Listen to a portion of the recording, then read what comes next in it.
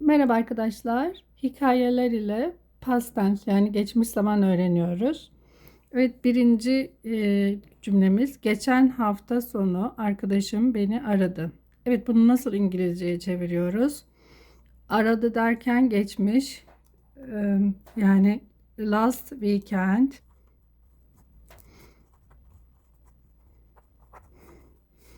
my friend called me.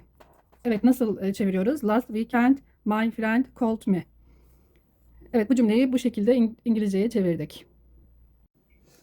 Evet, burada ikinci cümlemiz beni kahvaltıya davet etti. Davet etti derken İngilizce invite diyoruz.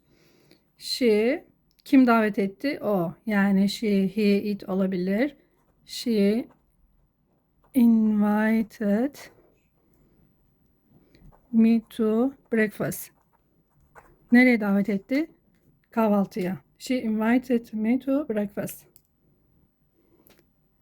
Evet, ikinci cümlemizi bu şekilde İngilizceye çeviriyoruz.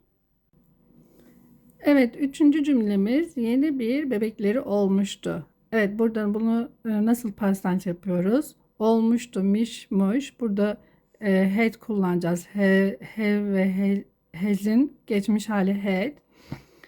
Yani they had just had a new baby. Evet, bu şekilde çeviriyoruz. They had just had a new baby. Buradaki ikinci had muştan geliyor. Yani o yüzden önceden olmuştu olduğu için had diyoruz. They had just had a new baby. Evet, dördüncü cümlemiz ona bir hediye almak istedim. İstedim wanted. Yani want geçmiş olduğu için wanted. Kim? Ben. I wanted to buy them a gift. Bir hediye almak istedim. Evet, I wanted to buy them a gift. Nasıl çeviriyormuşuz? İstedim want. I wanted to buy them a gift. Geçmiş olduğu için ed takısı geliyor. Evet, bu cümlemiz de bu şekilde. Evet, beşinci cümlemiz mağazaya gittim. Evet, gitmek ne demek? Go, went, go. İkinci hali went. Değil mi? Mağazaya gittim. Yani geçmiş olduğu için went kullanacağız. Kim? Ben. I went to burada y olduğu için want to the store. Mağaza store biliyorsunuz. I went to the store. Evet, bu cümlemizi de bu şekilde çeviriyoruz. Birinci halini kullanamayız. Yani ikinci halini kullanmamız gerekiyor. Geçmiş olduğu için. I went to the store. Evet, altıncı cümlemizde mağazada kredi kartım çalışmadı. Limiti dolmuş. Evet, geçmiş zaman yapıyoruz. Mağazada at the store, mağaza biliyorsunuz store'du. At the store ne çalışmadı? Kredi kartım. My credit card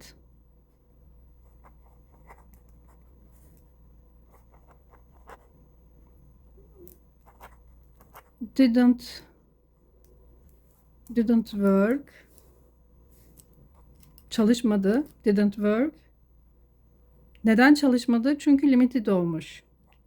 The limit was full.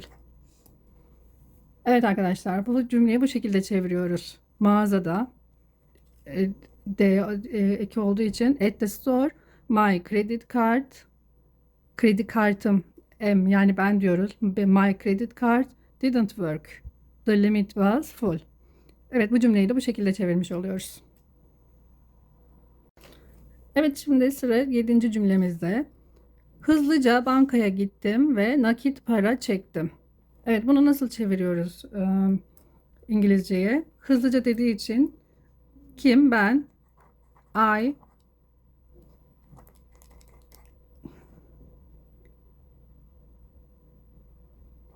I quickly went to. Evet, I quickly went to the bank and nakit para çekmek. Evet, nakit para çekmek. Withdraw cash. Nakit para çekmek. Withdraw cash. Evet, neymiş? I quickly went to the bank and withdraw cash. Hızlıca bankaya gittim ve nakit para çektim. Nasıl diyormuşuz? I quickly went to the bank and withdraw cash.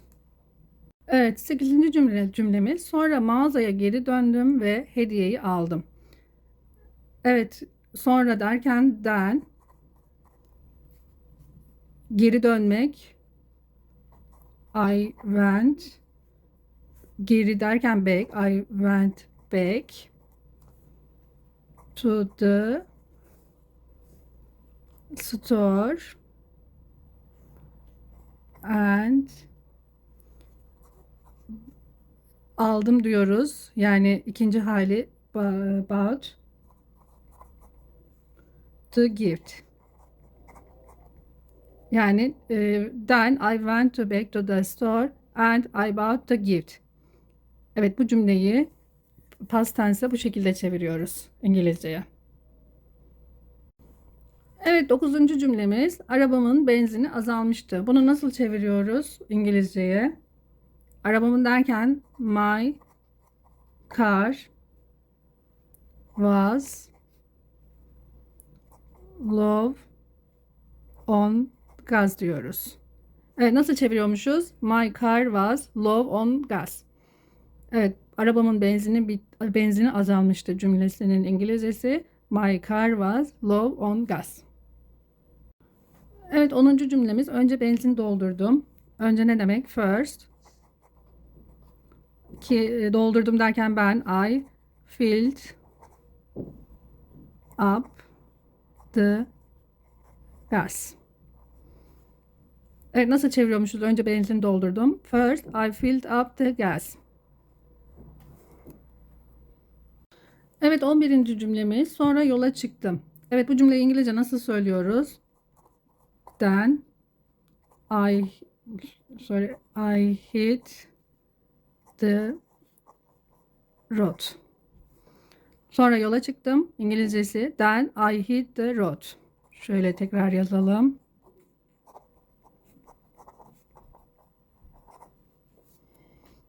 Evet, bu cümleyi bu şekilde söylüyoruz.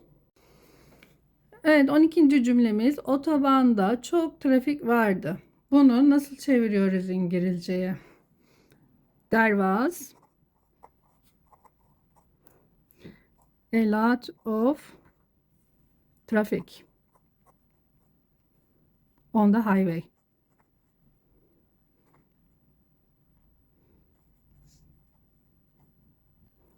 Evet, nasıl çeviriyormuşuz? There was a lot of traffic on the highway.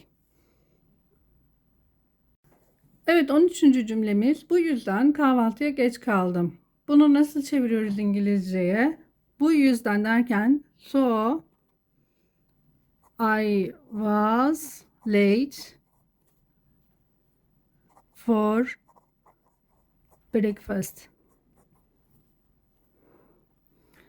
Evet, nasılmış? So I was late for breakfast. Bu cümleyi bu şekilde İngilizceye çeviriyoruz. Tekrar edecek olursak so I was late for breakfast. Evet, 14. cümlemiz. İyi ki kredi kartımı kullanmamışım. Evet, bu cümleyi İngilizceye nasıl çeviriyoruz? İyi ki derken good things.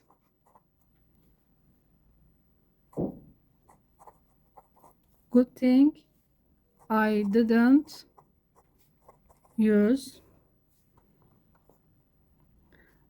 my credit card. Evet. Good thing I didn't use my credit card. Bu cümlemiz de böyle. 15. cümlemiz. Hediyede bir problem oldu. Değiştirmek istediler. Bu cümleyi nasıl İngilizce yapıyoruz? There was a problem. There was a problem with the gift. They wanted to exchange it. Evet, nasıl yapıyormuşuz? There was a problem with the gift. They wanted to exchange it. Evet, bu cümlemizi de bu şekilde yapıyoruz. Evet, 16. cümlemiz. Sonra eve döndüm. Bunu İngilizceye nasıl çeviriyoruz? Sonra dediği için then I went home. Neymiş? Then I went home. Evet arkadaşlar, geçmiş zamanı bu şekilde örneklerle, günlük hayattaki örneklerle bu şekilde öğrenmiş olduk. Sizler de tekrar ederseniz öğrenmiş olursunuz. Dinlediğiniz için hepinize teşekkürler. Abone olmayı, yorum yapmayı, beğenmeyi unutmayın. Bildirimleri de açarsanız videolardan haberdar olursunuz. Hoşça kalın.